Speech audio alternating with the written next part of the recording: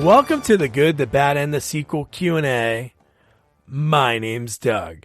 So this week, it's a little different because usually we have an interview, then a review, an interview, then a review. But it was a little bit different because this week's interview is with another legendary character actor like last week with Stuart Pankin. This week, it's Peter Jason, who also happens to be a great friend of Stuart Pankin. They have a movie coming out on video on demand on May 31st.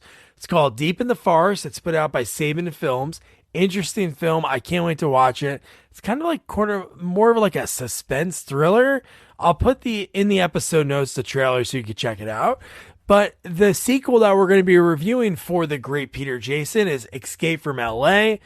This is, I believe, the third or fourth time that he worked with John Carpenter after working with him on Prince of Darkness.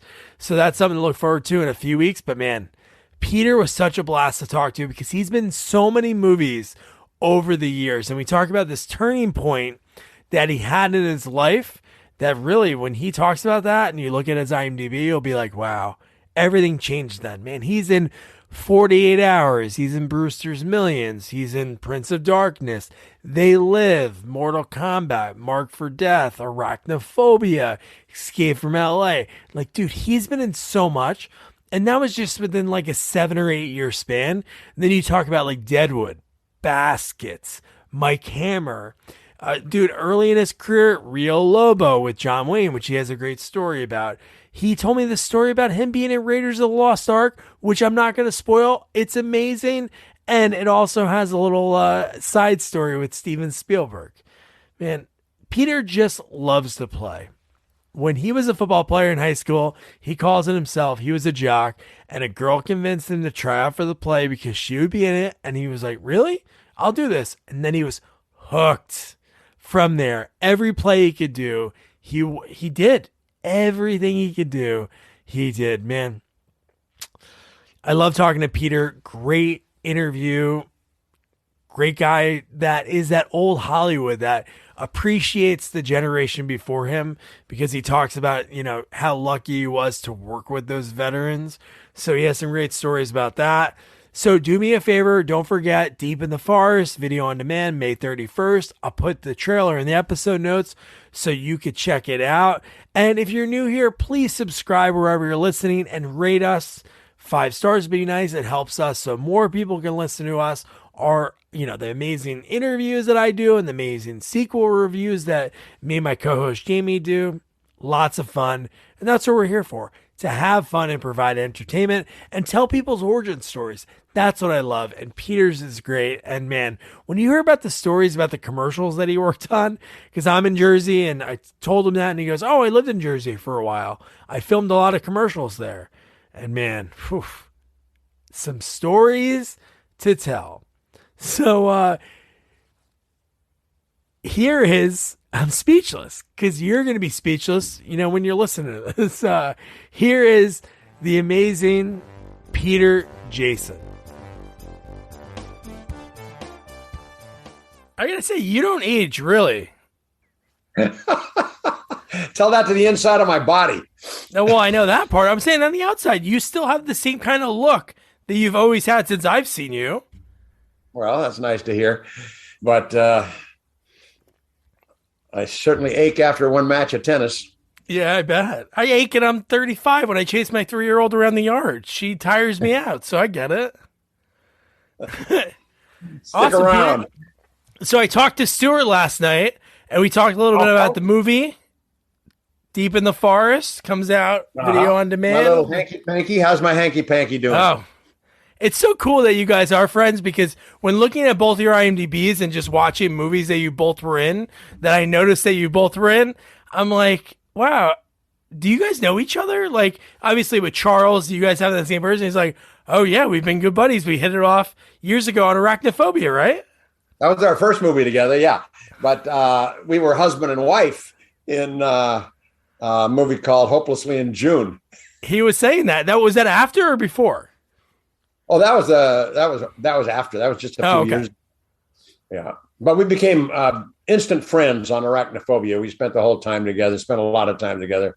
built a whole house for his kid. Did he tell you about that? He did. He said, "You're the carpenter." He said, "I helped him," and he goes, "I got to take that back. I was his sous chef. I didn't really help. He just told me what to do." Did he tell you about the door knockers? No, he didn't. Hinges. Oh, the hinges. Yes. You were going to murder him for buying hinges. $40 for brass hinges. I said, take them back. He took them back. And I went over to some construction site that had a door that were throwing away. I said, can I have those hinges? I took them off the door and we put them on his kid's house. Oh my God. Great.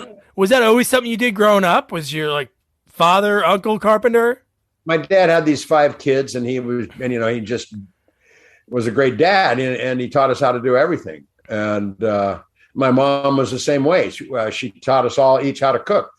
Each of us had a day. Mine was Tuesday, and where we had to cook all the meals, breakfast, lunch, and dinner for 7 people. And she supervised, of course. But we had to do the heavy lifting. What was your go-to? Tuesday night? What was your 3 courses? I was great in the pastas. I love the pastas. I love the stews, all different kinds of stews. We're Irish. So there were a lot of casseroles too. A lot of tuna casserole was a big one. My sister used to make. It was hunt for the tuna. It should have been called celery casserole. Oh man. So Peter, I love talking to people to figure out, how they got started in this crazy business. So you were born in Hollywood? Is that right? I was born in Hollywood. I was. My dad was over fighting the Nazis, and my grandmother lived here in Leimert Park, in right out of Hollywood. And so my mom was staying with her when she delivered me. My dad was over in France, and when he came back, we moved down to the beach, down in Balboa, where I grew up. And it was great. Ocean was my front yard, the bay was my backyard, and I was just a beach rat for the first 18 years of my life. Then I got into senior play, and by accident, I got the lead in this play. And by accident? Went out by accident. I was actually after this girl, and she said, "Come on, you got to be in the senior play." And I said, "I don't want to play with actors, and that's kind of, a football player. I don't want to." And she said, "Oh, it's going to be really fun. We can rehearse at night, and I'll be there." And I went, "Oh, you're going to be there every night? Well, let me think about it." And I wandered over to the stage and auditioned, and I got the lead. I think because I had a big, loud voice mostly, and it was kind of a one of those theaters where you needed a big voice. So it was The Man Who Came to Dinner, and I played Sheridan Whiteside. And when I went out for my curtain call, they exploded into applause. And I went, "Ooh, I like this. Yeah. I'll be coming back for more, thank you." Please, man. May I have some more? Yes, yeah. So what'd you do right after that? Was it right from there, blinders on? Blinders, I had straight ahead all the way. I was supposed to be an engineer, and I just started doing every play I could for free. I wanted good parts. Yeah. I didn't want to be a spear carrier. I wanted good parts. I worked for repertory companies for nothing, just so I could be in plays. And I went from one to another. I went from there back to Carnegie to learn how to do it. Did summer stock at Peterborough, New Hampshire, and the Millbrook Playhouse in Pennsylvania. Nice. And ACT in San Francisco, the South Coast Repertory. I was one of the founding members of that group, and just acted all over the place. Ended up that group came up to Hollywood, and we did a play, Red Magic, which kind of got bombed, and they all went back down to Newport, and I stayed. I said, I'll just stay here. And I started working here with Theater West. And then I just started banging out stuff. So did you always have that in the back of your mind? Like when you were traveling all around, the end goal, was it always Hollywood, TV, film? No. Oh, okay. I just loved, if I had my druthers, I would be on stage doing musicals. Because I love to sing, and they're the most fun things to do, musicals. Yeah. And stage is just the most fun. You're in charge, kind of like every night, Yeah, and you get that, and you get that instant gratification. Yeah, you get that gratification. You do a movie. Sometimes you do a movie or a show. It doesn't come on for 6 months, a year. Some people have movies that takes 2 or 3 years, and you never see the audience reaction. This was 2 years ago. Oh, really? Yeah, we shot this 2 years ago, I believe. Oh, wow. We didn't shoot it during the pandemic, so no one was wearing masks. So I think it was before the pandemic. And you do it and you forget about what happened, unless people remind you. But I like playing. That's what I do for a living. I've never had a job. Yeah. I've always played. My dad was a PE teacher, so he played with all of his kids. All of us were the best athletes in school. We played sports, all the sports. And after school, I started acting, and it was like still just playing with people. Yeah. And I do that every day. I play with the grocery clerk or the mailman or the neighbor's kids. Or it doesn't matter who it is. I want to play. I always want to play. Like that puppy dog, who you turn loose on the first. Who wants to play, huh? Anybody? And it's just better than working. Yeah, man. And once in a while they pay you for it, which makes it really great. Yeah. So the first, when you first auditioned, did you have a manager? Somebody see you that says, "Hey, try this out," or did you see like an open call? I was at the Laguna Playhouse doing a play called A Man for All Seasons, and I was playing King Henry VIII, and Alex Brewis came down to see me. Gavin MacLeod came down to see me. Wow. Captain Stubby.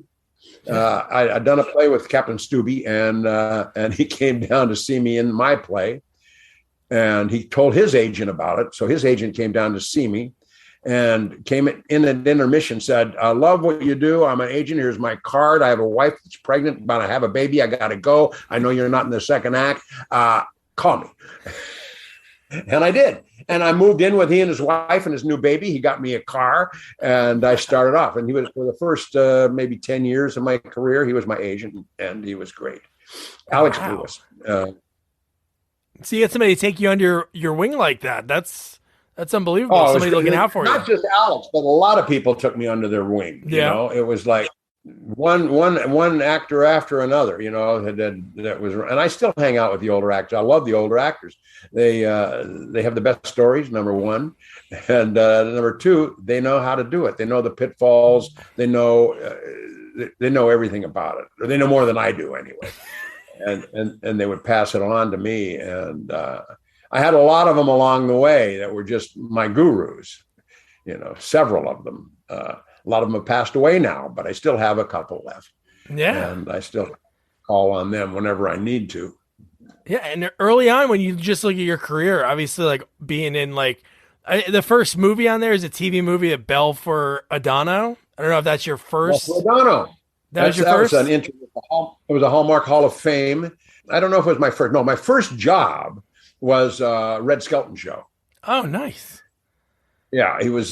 He played one of the characters. He played was the little boy with the hat and the sucker, and he's talking like this kid. He's skipping, got the short pants, and he was on a cruise ship, and he's skipping around the deck.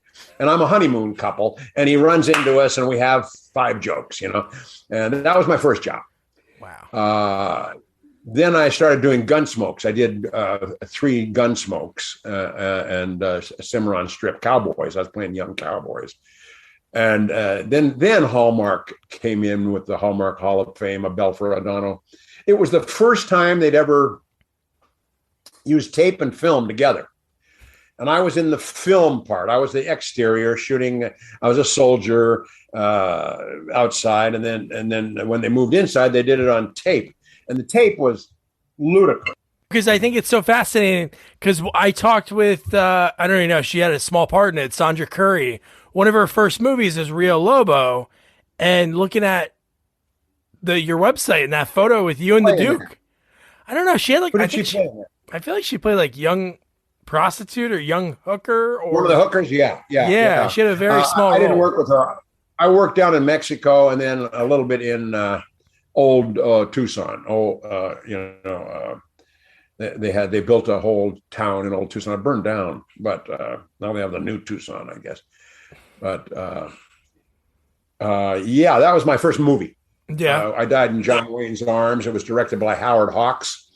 It was quite something. He was great. I never saw a script, by the way. Really? No, he just told me. I had the first line in the movie. I had the first scene in the movie when they're loading the gold on the train, and he said, Peter, now you got to load the gold on. Have your men carry we got to let them know there's gold in there. Have one of them trip, and you say, "Private, pick up your feet," and he'll say, "It sure is heavy, sir." And you say, "Gold usually is."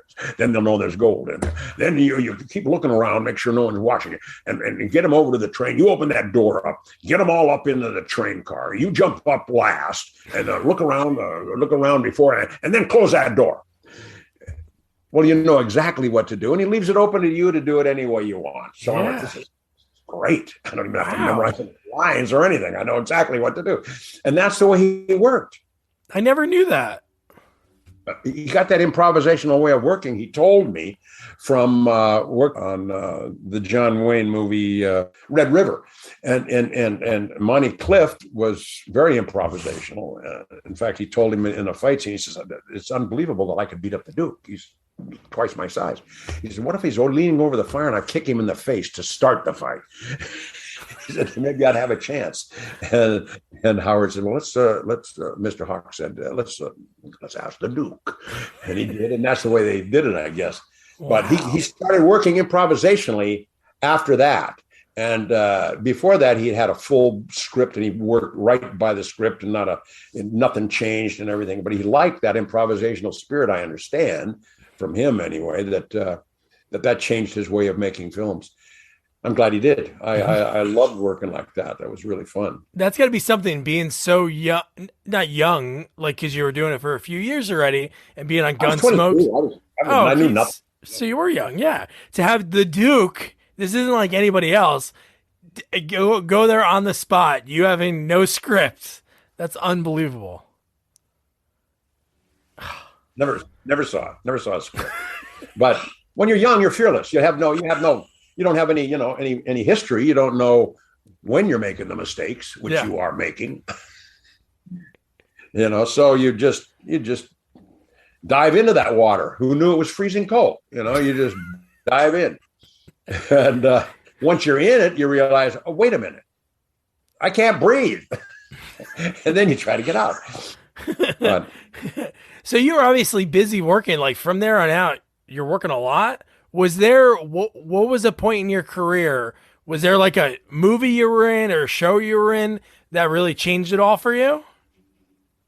Well, I'm one of those actors that that I never rocketed to stardom, if that's what you mean. Just getting steady work. Steady. Yeah. There was a change. I stopped drinking about 40 years ago, and that helped me get parts. That helped me remember my lines. That helped me show up on time. That helped them trust me. And it's a simple job being an actor. All you have to do is show up on time and know your lines. Two things. That's all. Show up on time and know your lines. You don't even have to be good, as you can see by a lot of movies. But you do have to do those two things. Yeah. And I could do that. You can. So 40 years ago, that's like where everything really takes off when you look at your career, because there you do Nice Dreams. And each year, 48 Hours the next year, I know, like, a small part, but a memorable scene in the movie. 48 Hours, that was a good one for me. That's Walter Hill, and I've done about 13 movies for Walter Hill, and he's very loyal. He creates a family. That's the theme of my success in the business, if I have one, is I help the family unit. I help bring the family together. And Walter and John Carpenter and Frank Marshall. Yeah. These guys know how to create a family. And Mitch Rouse in the later years, from the Second City in Chicago. I've done a few things with Mitch. Those guys create a family, and you're either part of the family and you're saying, "Look at us," or you're an egomaniac and you're saying, "Look at me." Yeah. So it's like it's pretty easy to spot them, and the people I find that come from the theater, come from the stage, have a lot easier.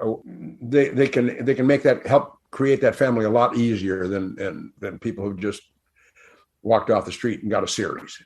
There's a history behind it. There's a respect for each other, for all the workers, everybody that works on the thing, the cast and crew, all of them. And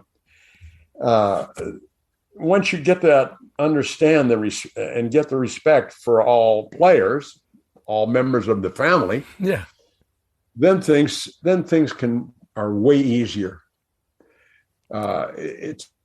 It's when the ego takes over, and in my opinion, anyway, the ego takes over, and you think you can do stuff that you can't. That people get shot and killed. Yeah. You try to cut corners, and accidents happen. Yeah.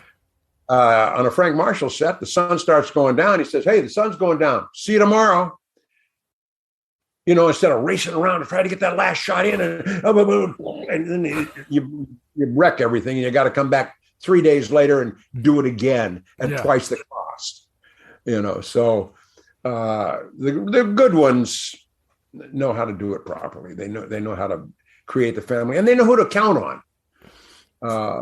I think I've been hired a lot by the same guys because they know that I will show up on time. I will know my lines. I will help the process. I won't slow down the process. I won't ask for too much money, although I want a little more. Always. Everybody wants a little more, don't they? Yeah. But money has nothing to do with how much fun you can have on the thing. Yeah, no, I think you're right. I've never heard anybody whenever I talk about this, but I think the theater background's huge because you got to think in theater, you're working 6 to 8 weeks, like in rehearsals before you even like in front of an audience, right? I can't shave a performance. If I'm getting $1,000 a minute or free, either way, I'm not going to cut down my performance level. I'm still going to do the best I can. I don't care what they're paying me. So really, money really has nothing to do with it, except it makes it a lot more fun when you get it. Yeah. Amazing. And then, like I said, from there, I think, like you said, 40 years ago, you stopped drinking. That's like the turning point because all these movies like Streets of Fire, which is like a cult classic, Brewster's Millions, it's like each year in your career, you're in movies that I probably have on all these VHSs that I collect. Just every year you're in one of those. Good. I'm glad you're buying them. I get them from the local Goodwill. I just line the walls of this little, this used to be where the lawnmower was in this house that we bought, like this old Victorian. I'm in Jersey, and still the gasoline smells almost gone. So, almost. Oh, God. Quanto mais você ouve podcasts, mais aprende sobre o mundo. É a prova de que a experiência é o que nos faz mais fortes. E esse é também o princípio da Ford, para criar as picapes com DNA raça forte, que valorizam cada quilômetro rodado e que constroem um verdadeiro legado. Essa é a nossa força. Paz no trânsito começa por você. Where are you? In Jersey? Whereabouts in Jersey? Oh, you're in Jersey. Yeah. I'm in West Jersey. I grew up in Central, but no matter what, if you're Central or above, you're 40 minutes to the city, but it's a lot cheaper where I'm at now, but nice out here. Yeah. We used to shoot a lot of commercials out in, where was it? Was it Patterson? Outside of right. New York.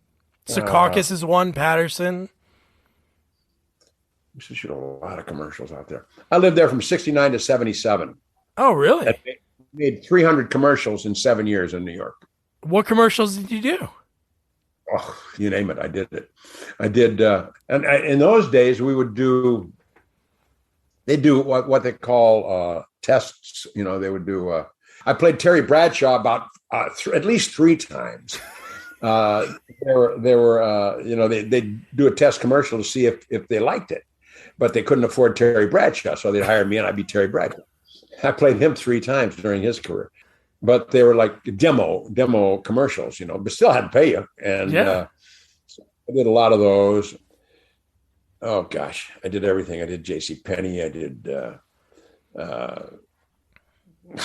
I can't remember them all. My favorite was I played Tarzan in one for Salada Tea. swinging from the head.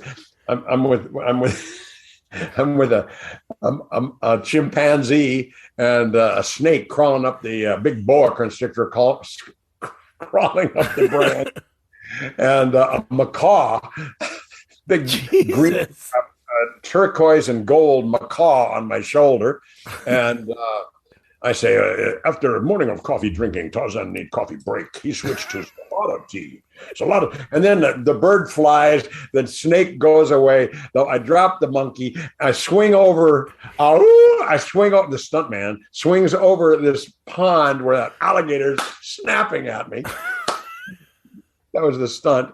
That poor chicken that they held out in front of their home. You couldn't do it today. But the chicken walked away and fell over. It was like, oh my God. And I land up in the treehouse where Jane is there, and she's putting a smoking jacket on it made out of pieces of fur, and after a tough day in the jungle, whatever, Tarzan need coffee break. He switched to Salada tea. Salada's blend of teas, bursting with bright flavor because it's a jungle out there.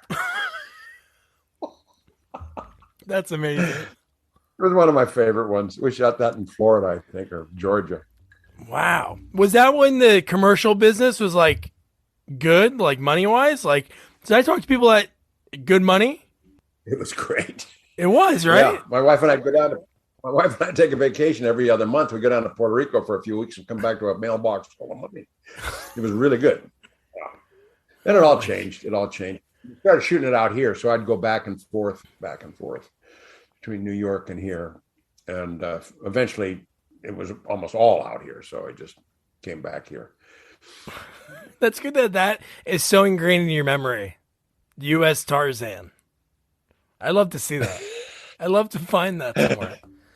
One of my favorite ones, too, was for Rockwell.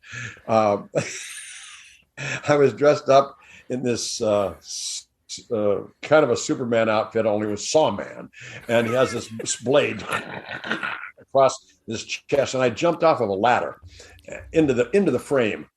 Boom! Sawman cuts through steel, cuts through bricks, cuts through rocks. Plug it in, and you're Sawman, and jump out of frame. Oh my God, that was the biggest one I did though was, and I made the most money on was one for right guard. Oh. I was the first guy to show his nipples on TV. What?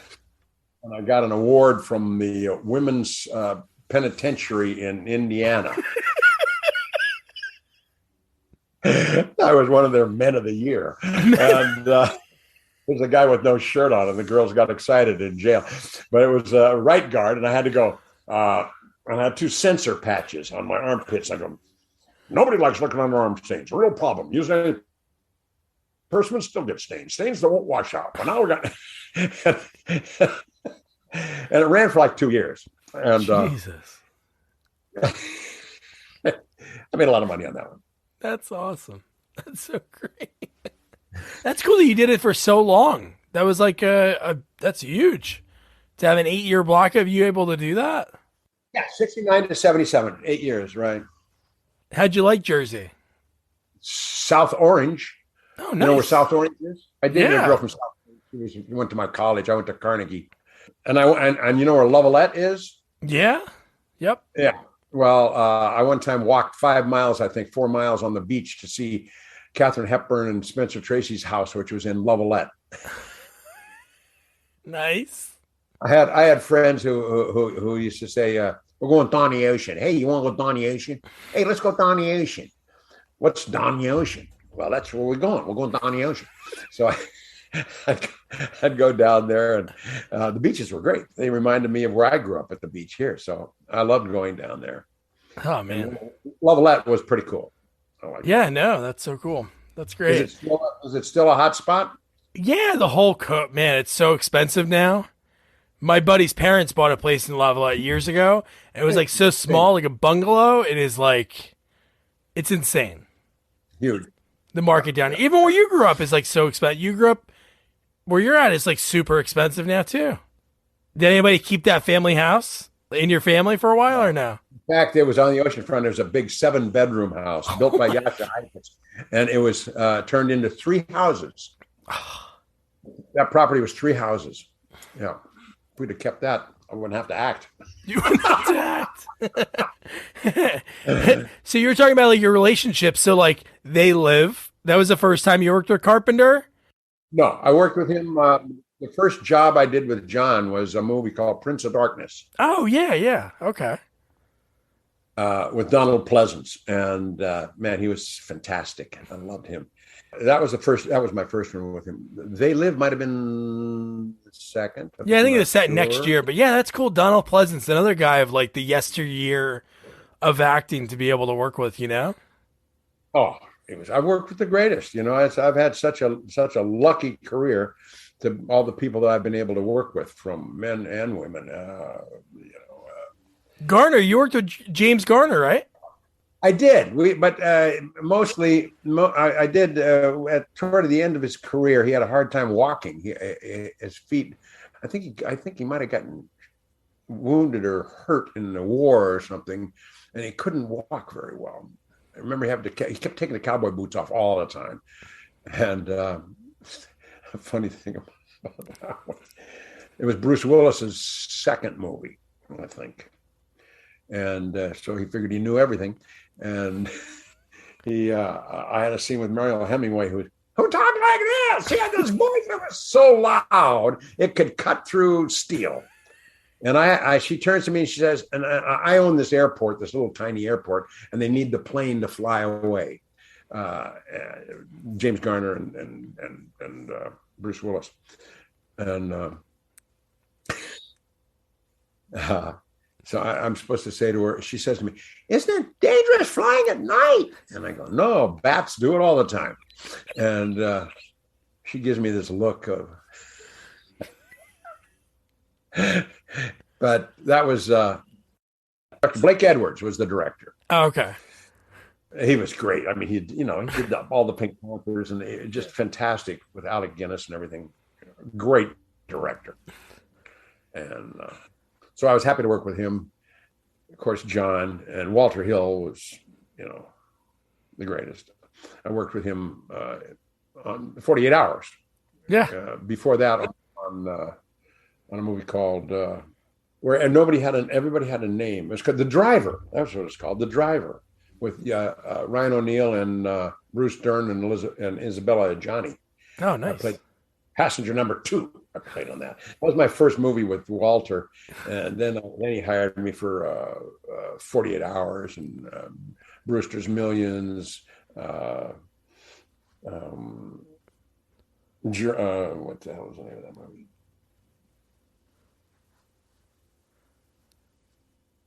Red Heat, Johnny Handsome. Oh, yeah. All those are Walter's movies. And then he also hired me to do Deadwood. So he did the pilot of Deadwood, and that's how I got into that company. I came in through the side door with Walter. I didn't know Milch, and in fact, my character's name in the pilot was not a Constable. It was somebody else. And I don't know what happened to that kid, but they when the pilot got sold, Milch said, "You're Constable." So I went, "I am." Wow, man, that's awesome. So he brings you in for the pilot, and then look at that, you're on there for I did 33 out of the 36 episodes. Wow. So and it was just a joy. That was that's another family that was created. Yeah. David Milch created a beautiful family, and Walter, Walter's so great with westerns and blood and guts kind of thing. And Deadwood is like, it's a western, but you only see a horse every 2 or 3 episodes. You're mostly in saloons with whores and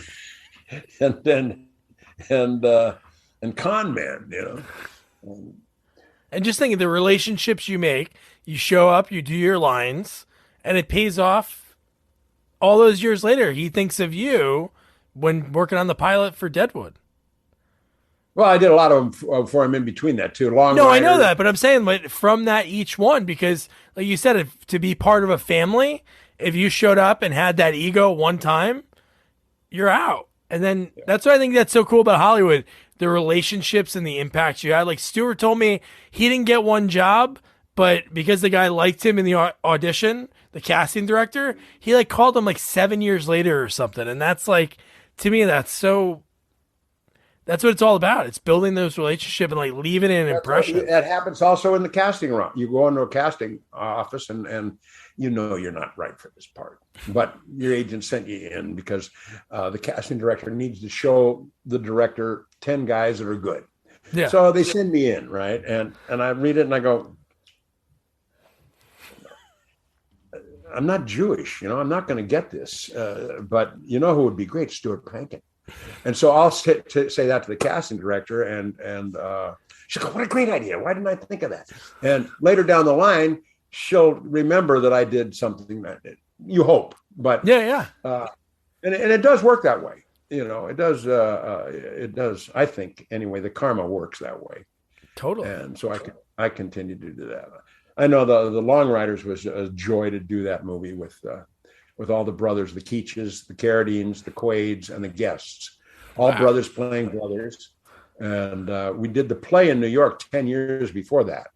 It was called Jesse James, a musical. It's up on the wall there. I don't think you can, wait, let me see if I can do this here without breaking everything. Where was that, out in LA, or did you do that in Broadway? Can you see it up there? Oh yeah, that's awesome. We did that off Broadway downtown in a little theater called is a bank. It was a converted bank, and it was called I forget. Oh, wait a minute. It's on there. It should be on there. It should be, right? So people know where to go. The Bowery Theater. Oh, okay. I've heard of that. Bowery Theater. Bowery Lane. The Bowery Lane Theater. And we did that for a 2-week run down there. And Tom Clancy of the Clancy Brothers played my father. Perry King played my brother. And it had James Keach, Max Gale from Taxi. Nice. He played Frank James, and we did it for 2 weeks there. And then 10 years it took for them to get that thing made into a movie. And they tried to do it with the Bridges brothers. They tried to do it with the Bottoms brothers. They tried to do all the different machinations of brothers that they had out in Hollywood. It took them 10 years before they finally got the movie together, and Walter Hill took charge, and we did that movie. It was a great movie. That what? That's the first time you like met the Keaches, like doing that? Well, the first time I met them was on Jesse James the musical. Oh, okay. At the Bowery Lane Theater. That's when Stacy and I became great friends, and we over a ping pong table. We had a war. Really? Yeah, we didn't. It was a cast party, and Judy Collins was producing with Stacy, and they were dating at the time. And there was a ping pong table there. People were playing it, and I saw them playing. These people didn't know how to play. So I finally waited. I got my turn, and Stacy saw me playing, and he came over, and he and I started playing. He'd win, I'd win. He'd win, I'd win. We didn't let anyone on the table the rest of the night. We just had this war going on, and it's continued 50 years later. Nice. And then it went to tennis. Now it's golf, but he's been my best friend for 50 years, and we've done a lot of things together. We did 26 episodes of Mike Hammer together, which is awesome that you get to work with your friend, like even Stewart, like all the times you worked with him. That's what's great about you and your relationships, because you worked with all these people like throughout after you became buddies with them. Yeah, well, you want to have fun. It's called a play. Yeah, playing. Yeah.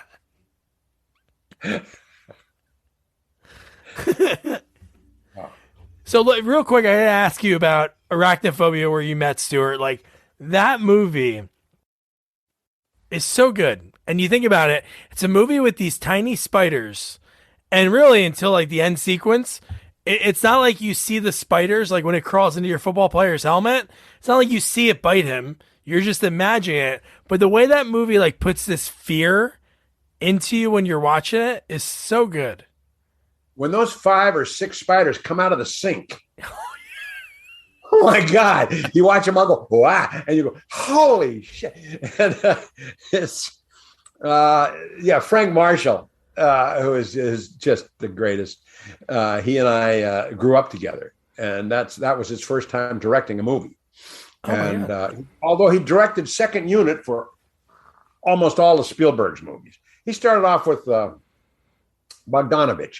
He was his coffee boy, and then he became his assistant, and then he became his AD, and then he was loaned to Orson Welles when we did The Other Side of the Wind, and Frank brought me in on that picture, and then he went to Walter on The Warriors, did The Warriors for Walter, and Frank introduced me to Walter on The Driver I met him down at the train station downtown LA, and started my relationship with Walter. And then Frank, he put me in several movies after that. I was in the Raiders of the Lost Ark. He called me up and he said, what are you doing this weekend? I said, nothing. He said, good. You want to be in a movie? I said, sure. And so I went down along. The movie was over. They already shot it, but they didn't do the submarine sequence. And because they couldn't get a submarine, and a vintage World War II sub. Finally, they got one down in Long Beach. It was moored out in the bay, and we were boated, driven out to the boat and climbed on this sub. And I was playing. You remember the Nazi with the burn on his hand? Yeah. Yeah. Well, the movie's over. All the actors were released. He went back to London, so I played him. They dressed me up like him. They patted me up a little. They gave me a handkerchief. I'm coughing. I was always coughing in a handkerchief so they wouldn't recognize my face. And all the stuff on the submarine is me. Oh my God. And we did that for 2 days. I remember, and those submarines are so tight and so hard that everywhere you move, you bump your elbow and your shoulder and your it's like if you're big, it's very difficult to move around there. Imagine with a camera and a crew. So it's like boom, boom, boom, boom, boom, boom. And can you do that scene without getting hit so much on the wall? I don't think I can. Boom, boom, boom, boom, boom. And but I remember being on deck waiting for the shot to be lit. And so we're moored out there, and there's this chain going down to this anchor down below, and on both ends of the sub, and there's a big buoy on one end, and there's a bunch of mussels growing on the rope and on the chain, and I'm looking at those mussels, and I'm thinking, wow. And I always carried in my wallet a hook and some line, right? Not long, not much, maybe that long. And some line, and I put the hook on the line, and I got some string from the prop guy. I tied it on the line, and I got a tin can, a Coke can, and went like that, and climbed down, shinnied down the chain, pulled a handful of mussels off, brought them back up, opened those up, and put some mussel on the right through the heart of the mussel, put it on the hook, dropped it down in there, bang, pulled up a little smelt or whatever the heck I was catching. Well, perch. I think they were perch, about this big. And I started clinging on. I could catch dinner. And I'm popping up a few perch, and I got 6 or 8 perch sitting next to me here, right? Spielberg comes over and he sees me. And how you doing? Oh, I think I got dinner. And he goes, oh, yeah, okay. And he calls somebody over, an AD or a second AD or something. And the next thing, a speedboat takes off. Then about an hour later, it comes back with fishing poles and lines and tackles and live bait and frozen bait and everything else. And he comes up, they hook him all up, set him all up down the submarine a little bit. And he's nothing, He casts out, 4, 5, 6 times. He comes over and says, what are you using for bait? And I tell him, well, the fish live around here. I think they eat off what's here, and I think they eat the mussel here. So I shinnied down and got some. You want some mussel? He said, yeah. And so I open up a couple of mussels and let him and put him on a can with a wire, and have him do the tin can roll instead of all this $1 million equipment. And he bang, he pulls, whoa, you got, hey, they take a picture of him, and here the two of us pulling these little perch up out of the thing. I don't know if he ate his. I ate mine. Oh my God, that's amazing. That's so cool. Man, what an experience. Yeah. Well, I worked for him several times, and that was the first time I worked for him. I don't think he knew my name at the time. I don't think he knew my name until Arachnophobia, maybe. Yeah. And Seabiscuit. And then I did his first TV show is a thing called Amazing Stories. And it was Kevin Costner's first job as a lead. Oh wow! He played the corpse in The Big Chill, but he's a corpse. Yeah, I mean, nobody knew who he was. But his first really talking role, I think, lead role was the captain of this plane in Amazing Stories called the episode was called. Gosh, I forget the name of it, but it's about a big bomber that's going to come in and land, but it's got no wheels. And so it's going to crash and they're going to die. And I'm the commander up in the tower saying, good luck, gentlemen, and I'm doing a poem that Spielberg told me to read. Now I lay me down to sleep, and that John Wayne did on some movie, High and the Mighty or something. And, and the car and the machine gunner in the turret in the back of the plane is a cartoonist. So he draws some Donald Duck rubber tires on the plane, and it comes in and lands.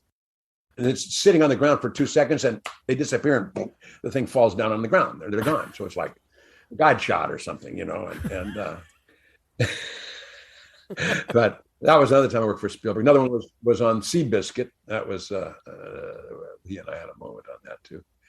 But he's something else, Spielberg, man. I saw him playing with the kids on Arachnophobia. It was like 5 kids playing together. I mean, they're off on the side. I'm overlooking at him, and he's standing there kind of kicking his shoe, and the kids are kind of standing there kicking their shoe. It looked like 5 kids at the playground there talking about, well, how many marbles you got? I got 9 marbles. How many marbles you got? I got 14 marbles. Oh, you want to set up a gallery and maybe we'll shoot marbles? And he was so comfortable with these 4 kids that you went, no wonder his movies are so great. He's got that childlike thing in him that makes his movies just so watchable. Yeah. He's just playing. He's like you. He's playing. I like to play. Yeah. That's what I like to do. And it's great when you run into other people who like to play. Yeah, exactly. So this has been great. Just one more movie I have to ask about, and then I just have one question for you. So Mark for Death. That was the second time that you worked with like Keith David. I interviewed one of the writers on that movie. I interviewed Michael Grace. He wrote Mark for Death, but I'm a huge Seagal fan. And that movie, I think, is so over the top and crazy. What was it like working with Seagal? And no? Is that the answer? Yeah. I'll be positive. He had these cronies there that were real CIA guys. I played the head of the CIA in that or something like that, right? Yeah. His boss. And he had real CIA guys there, 3 of them, that I got to meet. And that was pretty cool. And the next time I worked for him was in a movie called Glimmerman. Oh, yeah. That was like a few years after that. Yeah. I remember I went in for that audition. And there was a room full of people, just a room full of people. And I was like number 10 or 11 on the to go into the meeting. And we're all sitting there waiting and waiting and waiting and waiting. Finally, he comes walking in through the door, and he walks in, he looks at the room, he points at me, he goes, "You, come on." And okay, I got up and I walked into the room. He says, "Hi, how you doing?" And I said, "Great." He said, "So you're here for what part now?" I said, "For the bladder." He said, "Oh, great. You got it. Go ahead. You can leave." And I said, "Okay." I felt terrible. Yeah. But, sorry, guys. Go in front of you, But he did say, "Come on in." But, it's... Oh, man. That's great. I always like to ask people, so throughout your career, did you ever keep any mementos from set? Like scripts or a jacket you wore or a prop or anything? Well, in the old days, when they had money, they would give you something. Everybody would get a jacket or those satin jackets. I had a bunch of satin jackets. I always gave them away to family members. Village of the Damned was a cool one. Prince of Darkness was a great one. It was black and purple. And I was wearing it at a tennis match over here. And Chip Hooper, who was African-American tennis player, great tennis player, big, huge serve. He had like the #1 serve in America for a while. I'm over watching that and in Players Lounge, having a bite, and he comes up and he goes, "Prince of Darkness?" He said, gosh, I forget his name now. Who's the famous jazz trumpet player? Oh, gosh. Oh, I wish I could remember his name now. I can't. I can play it.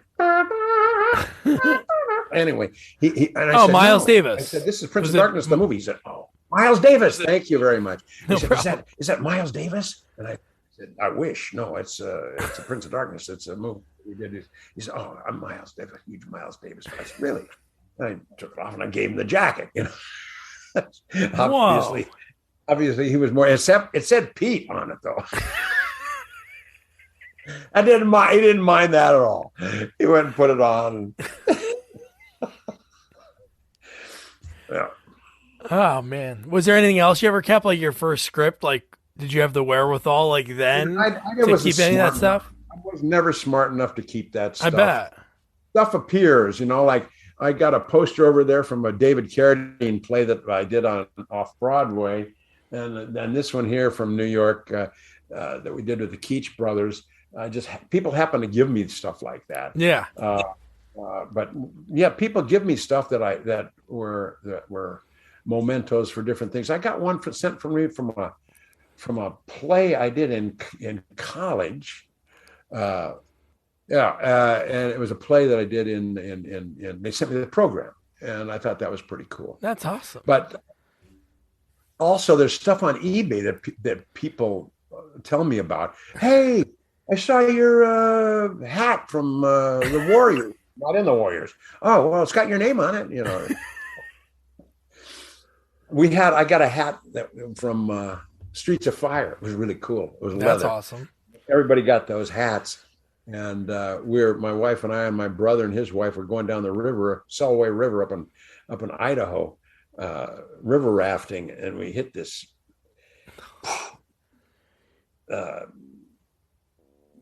current, these rapids, and I went in the drink and I lost the hat. I saw it floating down. I never saw that hat again, ever again.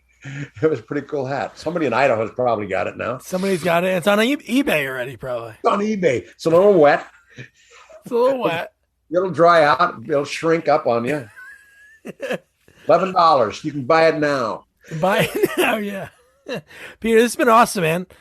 I love talking, and I love finding out how people start it, and it's so cool that you were sort of like coerced by a girl to do something, and it turned into your forever, Jeannie Brubaker, thank you very much.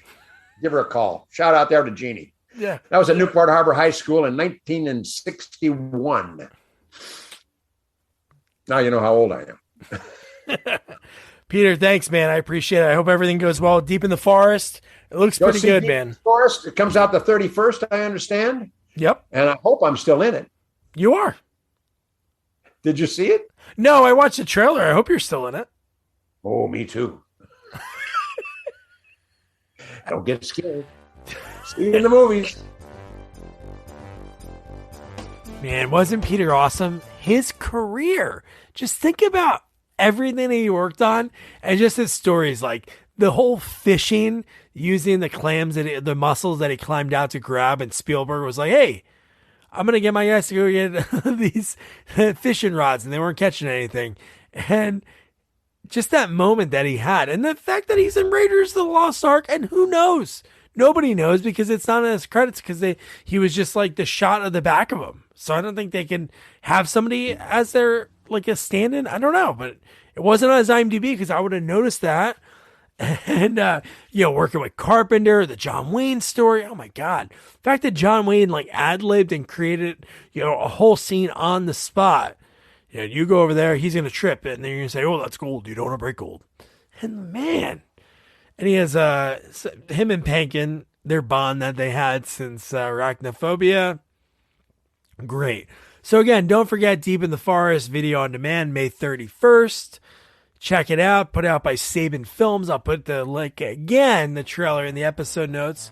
So next week, Mannequin 2, free on Tubi. And then the following week, you got Peter's movie, Escape from LA, the fourth time he's working with Carpenter. Snake Plissken is back once again. So don't forget to review, rate, share our podcast. Follow us on all social media at Sequels Only. And don't forget to check out our website, sequelsonly.com. Good night. Good night, guys.